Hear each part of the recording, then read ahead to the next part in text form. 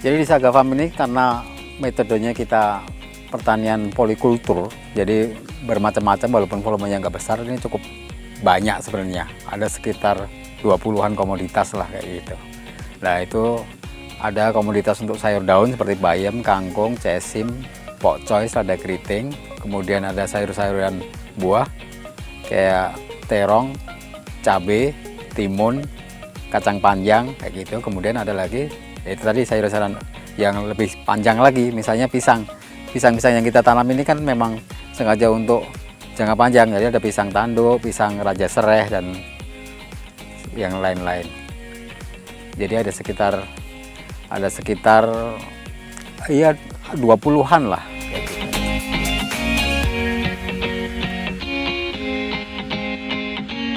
Nah kita ini kita bagi memang di 3 jenis dengan jangka panen yang bermacam-macam. Ada misalnya yang paling cepat tuh 3 mingguan. 3 mingguan itu sayuran-sayuran kita sebut cash crop ya, kayak bayam, kangkung, cesin itu lebih cepat karena dia 3 minggu dari semenjak kita sebar benih itu dia udah bisa panen. Kemudian yang 3 bulanan yang agak lebih lama, misalnya seperti terong, cabai, tomat seperti itu agak lebih lama, seperti kacang panjang itu agak lebih lama. Dan tanaman yang lebih lama lagi model seperti pisang, terus ada sereh, ada kunyit, nah itu bisa 6 bulan sampai 9 bulanan kayak gitu.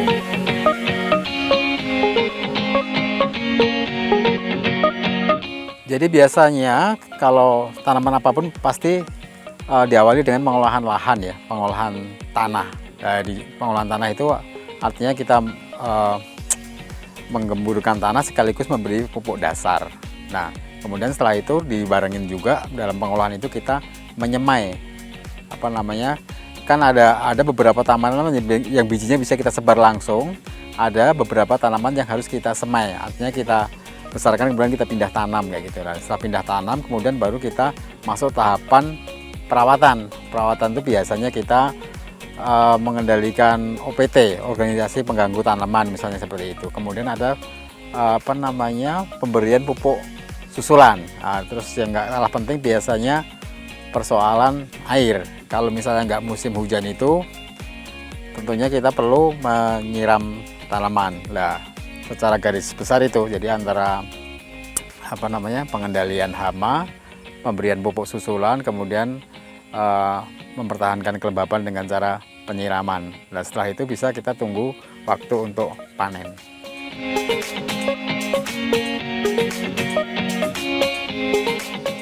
Biasanya kalau yang umum secara klasik biasanya kendala alam ya.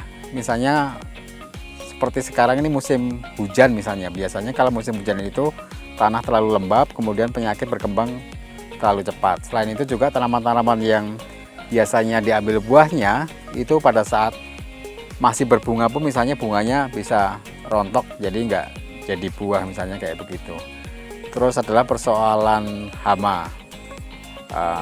Dan yang ini biasanya kendala yang paling ini juga paling cukup berarti juga sebenarnya soal pasar.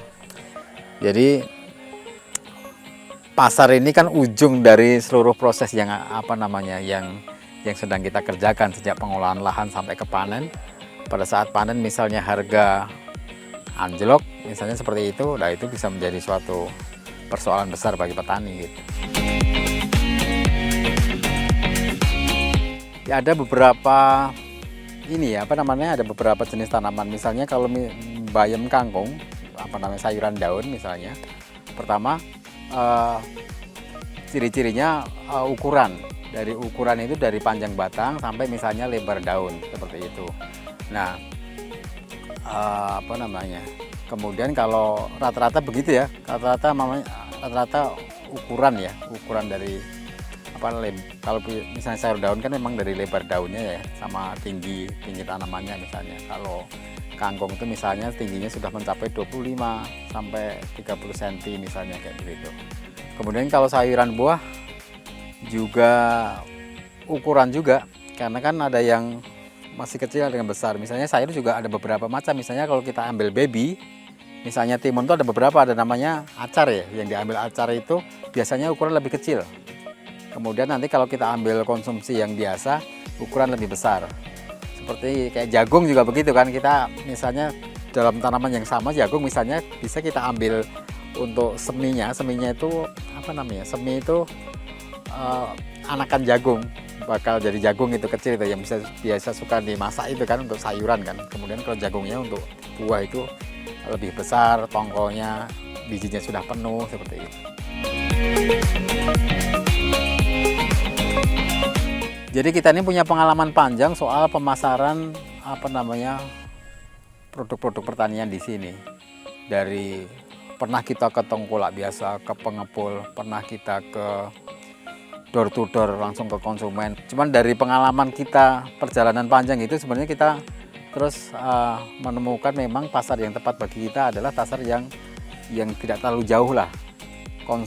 Konsumennya tidak terlalu jauh dari kebun. Makanya saat ini kita distribusikannya di toko-toko atau warung-warung yang ada di perumahan-perumahan gitu. Jadi di perumahan-perumahan itu sekarang kan di pemukiman itu kan ada toko sayur segala macam itu, kita bekerja sama dengan toko-toko itu. Dan itu bisa banyak sekali, bisa ratusan, walaupun sekarang kita baru sekitar 20-an ya.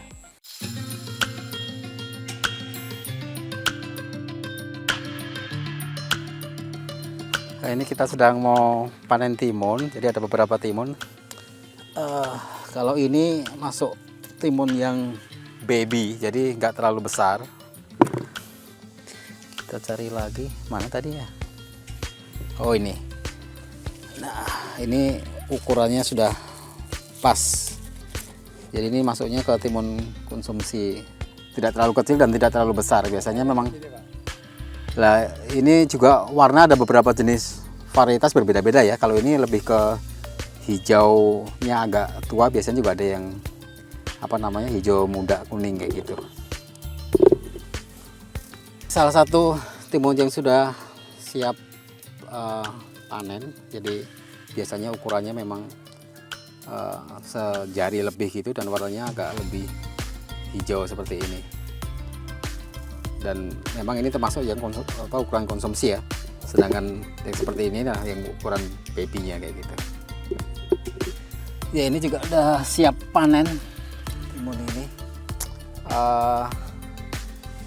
Jadi ukurannya biasanya seperti ini, udah satu apa namanya satu telapak lah, jari lebih kayak begitu.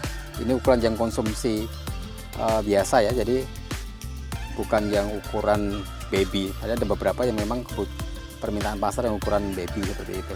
Nah kalau ini yang apa konsumsi biasa, yang ukuran baby bisa yang seperti ini bisa masuk dalam ukuran baby karena ukurannya juga masih kecil kan, nanti dia lebih renyah, biasanya bukan untuk sayur, bukan untuk masak, tapi untuk dimakan sebagai lalap, jadi dimakan mentah begitu.